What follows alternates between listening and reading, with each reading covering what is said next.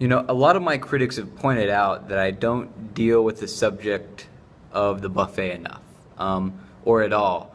Uh, You know, they criticize me for focusing on the small plate, on the small conceptual or gastronomic item, but not dealing with popular subjects like the buffet. And and as an artist that deals with the popular, I ought to, pay homage to that. But I think that's really just a matter of perspective, really.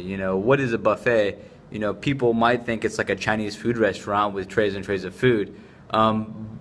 But one could say maybe it's just one tray of food. Maybe it's several selections of food. And so for me, the buffet isn't, a specific object. It's not this wide array of food. In fact, we could view the buffet as a single plate. You can pick and choose from what small bites you choose, and you don't have to choose the whole thing. You can fill up a smaller plate from your large plate in a sense, and really, pretend that you're at a buffet. And a lot of these critics, maybe they're right, but I am looking towards the buffet as part of the inspiration of my upcoming project, Barnyard Slop Trough.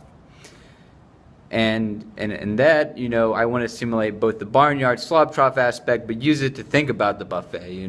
We can pick and choose as we like, but we know that our food doesn't sit in isolation. It's not there as a thing in and of itself. It's from a soup. It's from a melting pot. And while the food might be separate, when we pile it on our plate, it's all combined as if it were in a buffet. So, it relates back to my past practice of having small plates in that it simulates the idea that we combine things on the plate. But at the end of the day, we're feeding ourselves from a multitude of foods from a long trough.